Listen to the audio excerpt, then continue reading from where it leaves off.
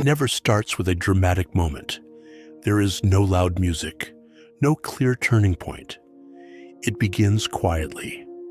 A child notices tension before they understand words, a slammed door that lasts a little longer than normal, a parent who looks through them instead of at them, a house where laughter feels temporary and silence feels heavy.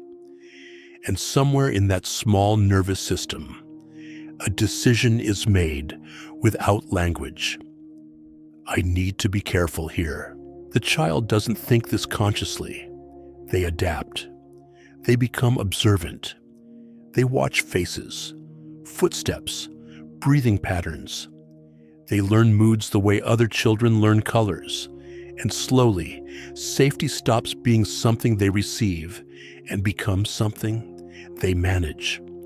They start predicting reactions, preventing conflict, shrinking their needs so the atmosphere stays stable. This is the moment childhood begins to fade, not physically, but psychologically. Adults often call this maturity. Teachers praise them for being calm. Relatives admire how understanding they are. They don't throw tantrums. They don't demand attention. They help, they listen, they adjust. But what looks like emotional strength is often emotional suppression. The child isn't peaceful. The child is vigilant. They are not wise beyond their years. They are carrying years that were never meant to belong to them. Psychology calls this parentification. It happens when a child becomes responsible for the emotional balance of adults. Sometimes they comfort a sad parent. Sometimes they calm an angry one. Sometimes they simply stay invisible, so problems don't get worse. Over time, the brain rewires around this role. Instead of asking, "What do I feel?" they learn to ask what will keep everyone okay, and the brain remembers. It becomes hyper-alert. Every tone change feels important. Every pause feels like danger. Even in safe places later in life, the nervous system keeps scanning because it was trained that peace can disappear at any moment. Rest feels unnatural. Stillness feels suspicious. Calm feels temporary. As they grow older, the child develops an identity built on usefulness. They become dependable, productive, responsible. They struggle to relax because value is always linked to contribution. They struggle to receive because giving was the only safe role they knew. Compliments feel uncomfortable. Help feels undeserved. Love feels like something that must be earned through effort. In friendships, they become the listener, the therapist friend, the one everyone trusts, but no one truly knows. They understand others deeply, yet feel unseen themselves, not because people don't care, but because they never learned how to be cared for. Needs feel like burdens, so they hide them even from themselves. In relationships, they often overfunction.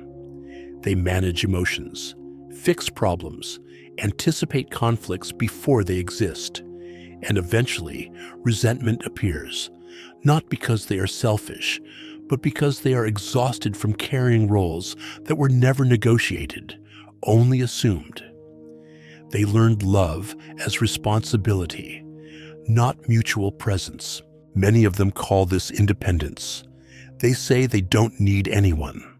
But often, independence is simply the fear of relying on someone who might collapse. Trust feels dangerous. Vulnerability feels risky. Depending on someone activates an old memory. The memory that stability can disappear overnight. Inside, the younger self still exists. The part that wanted reassurance, protection, and softness. But instead of being expressed outwardly, it turns inward as anxiety, perfectionism, or emotional numbness. They don't always feel sad. Sometimes they feel nothing. Because feeling was once unsafe, The mind learned to mute intensity altogether. They might succeed professionally because responsibility became their language.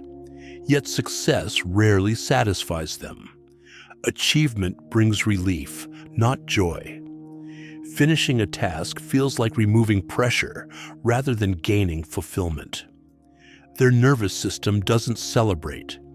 It simply prepares for the next demand. Why would a child accept this role? Because attachment is survival. A developing brain would rather abandon its own needs than risk losing connection.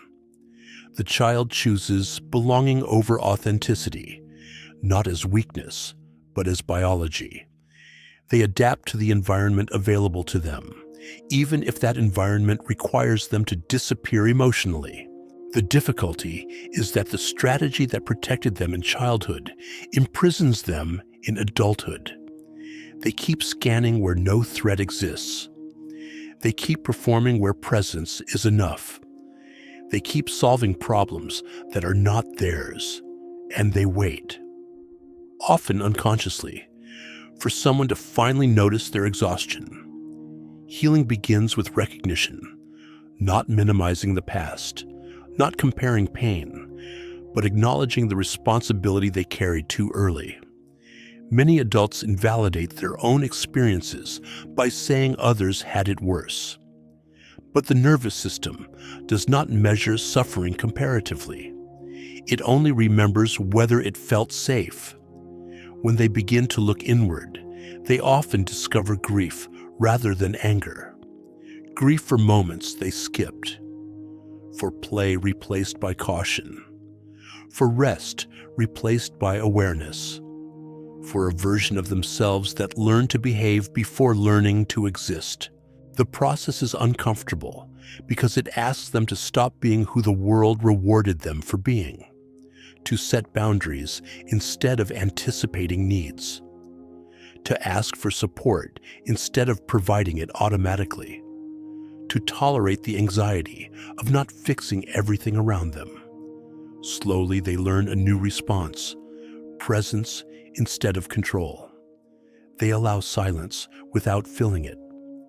They allow others to feel emotions without managing them. They allow themselves to need without apologizing for it. And the nervous system resists at first because unfamiliar safety feels like danger. Over time, something shifts. Relationships become less exhausting. Rest becomes less threatening. Joy stops feeling like a mistake. They begin to experience connection rather than responsibility. Not because the past disappears, but because the role no longer defines the present. Growing up too fast does not make someone broken. It makes them adaptive. But healing requires realizing they are no longer in the environment that required that adaptation. The strength they built does not need to be abandoned. It needs to be balanced with softness. Eventually they understand. The goal is not to become a different person, but to become a complete one, to allow the capable adult and the unmet child to exist together, to provide internally what was missing externally: patience, reassurance, permission to rest. And maybe for the first time they experience something unfamiliar, not relief, not control, not survival, but safety. The kind that doesn't depend on predicting everyone else, the kind that allows them to breathe without preparing. You didn't grow up early because you were special. You grew up early because you had to. But now you no longer have to live only in survival mode. You can learn presence. You can learn ease. You can learn that being cared for does not require earning it.